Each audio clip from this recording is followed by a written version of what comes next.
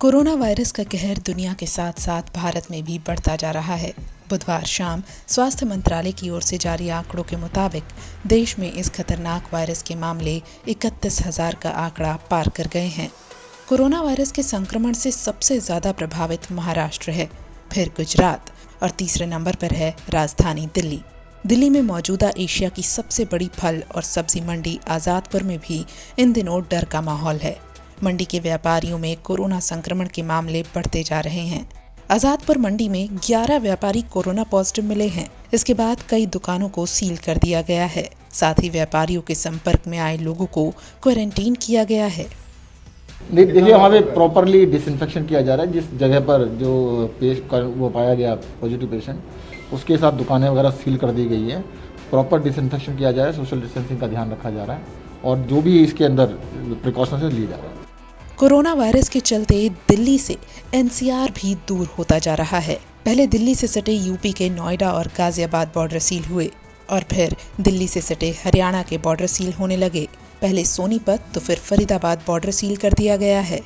ऐसा इसलिए क्योंकि हरियाणा सरकार को लगता है कि दिल्ली से आने जाने वाले लोगों की वजह से कोरोना का खतरा बढ़ गया है।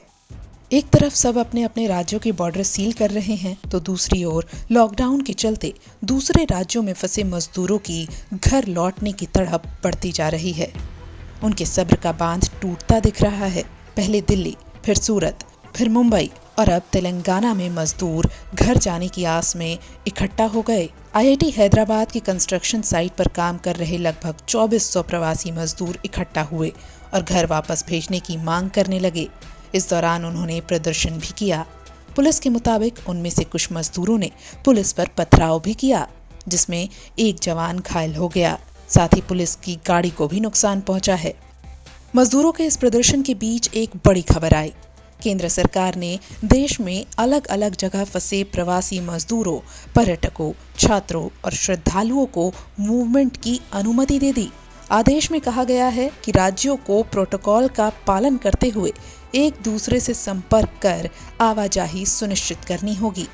कोरोना वायरस की वजह से एजुकेशन सेक्टर भी बुरी तरह प्रभावित हो रहा है। अब दिल्ली के उप मुख्यमंत्री मनीष सिसोदिया ने मानव संसाधन विकास मंत्री रमेश पोखरियाल से कहा है कि कोरोना वायरस के पनपे मौजूदा हालातों में 10वीं और 12वीं के पेंडिंग बोर्ड एग्जाम आयोजित करना संभव नहीं है। मनीष सिसोदिया ने ये सुझाव भी दिया है कि 10वीं और 12वीं के स्टूडेंट्स को भी बिना परीक्षा दिए ही पास कर देना चाहिए। हम सीबीएसई की परीक्षा को रद्द करें और जैसा हमने 9वीं और 11वीं में किया है कि बच्चों के असेसमेंट के आधार पर, उनके छमाही एग्ज़ाम के आधार पर और बाकी असेसमेंट्स के आधार पर उनके मार्क्स दिए हैं फाइनल एग्ज़ाम में, तो वैसे ही 10वीं और 12वीं की जो बोर्ड की परीक्षा के पेपर्स रह गए हैं, 29 मेन सब्जेक्ट्स के रहे हैं और कुल 83 सब्जेक्ट्स के पेपर रहे हैं, उन सब में भी बच्चों को उसके आधार पर पास किया जाए। कोरोना महामारी के चलते पंजाब सरकार ने कर्फ्यू को 2 सप्ताह तक आगे बढ़ाने का फैसला किया है। हालांकि इस दौरान लोगों को 4 घंटे की छूट दी जाएगी।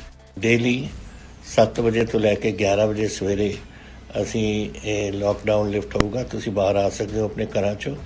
ਦੁਕਾਨਾਂ ਖੁੱਲੀਆਂ ਹੋਣਗੀਆਂ 7 ਵਜੇ ਤੋਂ ਲੈ ਕੇ 11 ਵਜੇ ਤੱਕ, ਉੱਥੇ ਵੀ ਤੁਸੀਂ ਜਾ ਸਕਦੇ ਹੋ ਔਰ ਪਰ ਫਿਰ 11 ਵਜੇ ਵਾਪਸ ਆ ਕੇ ਫਿਰ ਲੌਕਡਾਊਨ ਹੀ ਰਹੇਗਾ। ਇਹ ਜਿਹੜਾ ਲੌਕਡਾਊਨ ਔਰ ਕਰਫਿਊ ਹਾਲੇ ਅਸੀਂ 2 ਹਫ਼ਤੇ ਤੱਕ कम से कम इसनों अगे रखांगे, फिर अपन नूं हालात देखने पैणगे। बात करें कोरोना वायरस के खिलाफ जंग में उत्तर प्रदेश की योगी सरकार की ओर से उठाए जा रहे कदमों की तो उसकी तारीफें भी हो रही हैं।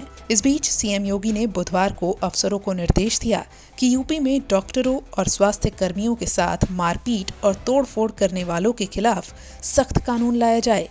इसके लिए उत्तर प्रदेश महामारी रोग अधिनियम 1897 में संशोधन करने का निर्देश दिया है। इसके साथ ही यूपी के अपर सचिव अवनीश कुमार अवस्थी ने बताया कि सीएम योगी ने यह भी निर्देश दिया है कि अस्पतालों में बेड की क्षमता बढ़ाकर 52,000 की जाए।